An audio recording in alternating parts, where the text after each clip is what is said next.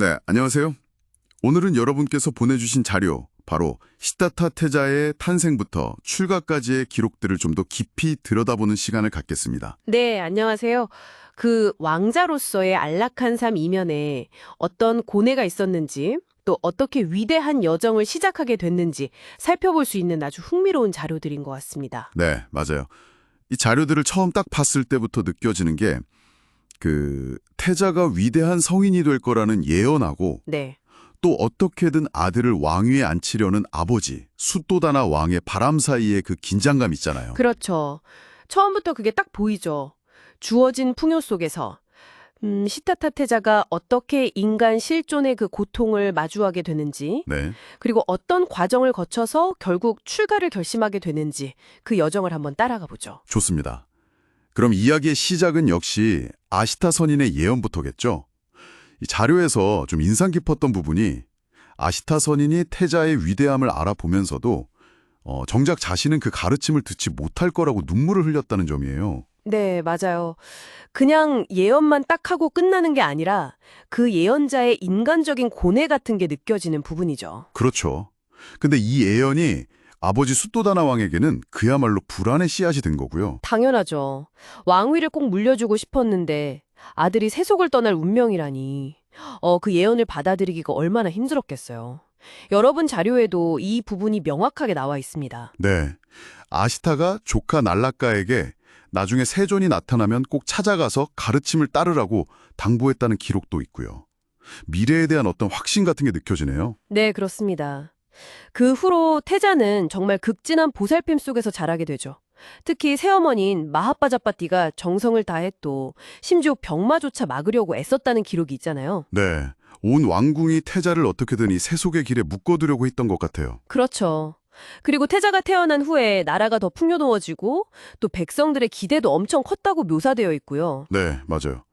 막 화려한 보석이랑 장신구로 치장하고 백성들 축복 속에서 정말 순탄하게 자란 것처럼 보이는데 오히려 그래서 나중에 마주하게 될 현실과의 대비가 더 극명해지는 것 같아요. 네, 교육 과정도 정말 특별했죠. 당대 최고의 스승들한테 외다, 우파니샤드, 군사학, 예술까지 뭐 거의 모든 걸 배웠다고 하니까요. 심지어 스승을 뛰어넘을 정도로 총명했다고 나오죠. 맞아요. 지혜나 재능 면에서는 정말 완벽한 왕의 제목이었던 거죠. 그러다가 이제 19살에 야소다라 공주를 만나 결혼하게 되는 이야기도 흥미롭습니다. 특히 그 태자비 간태견회에서 야소다라 공주가 당당했던 모습이라든지 또 결혼을 위한 활쏘기 시합. 아, 네. 그 활쏘기 일화는 정말 유명하죠. 그렇죠. 할아버지 활을 당겨서 엄청 먼 곳에 있는 쇠북을 관통시키고 그 자리에 샘이 솟아서 화살 우물이 되었다는 이야기는 태자의 비범함을 딱 보여주는 것 같아요. 네, 맞습니다.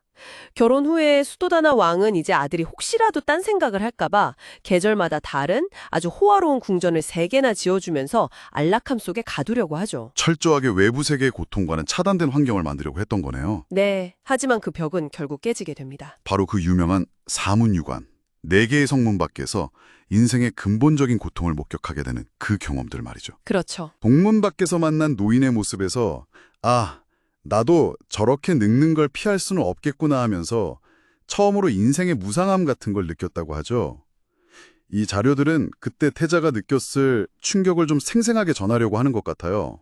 그리고 남문 밖에서는 병든 사람의 그 고통, 또 사람들이 외면하는 모습까지 보게 되죠. 나 역시 병드는 걸 피할 수 없겠구나 하는 깨달음은 개인의 고통을 넘어서 인간관계의 어떤 비정함까지 생각하게 만들었을 것 같아요.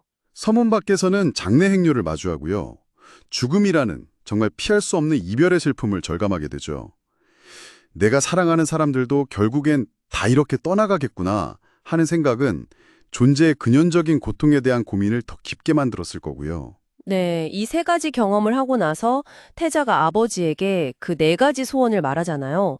늙음, 병듦, 죽음, 이별의 고통에서 벗어나게 해달라는 사실상 불가능한 소원이죠. 네, 그러면서 출가의 뜻을 내비치니까 수도다나 왕은 당연히 막으려고 감시를 더 강화하고요. 그렇죠. 아버지의 사랑이 오히려 아들에게는 더 큰 어떤 굴레가 되는 그런 아이러니가 보이는 지점입니다. 결국 출가의 직접적인 계기가 된 건 북문 밖에서 만난 수행자였군요. 네, 모든 걸 다 버렸는데도 그 모습이 너무나 평온하고 자유로워 보였던 거죠.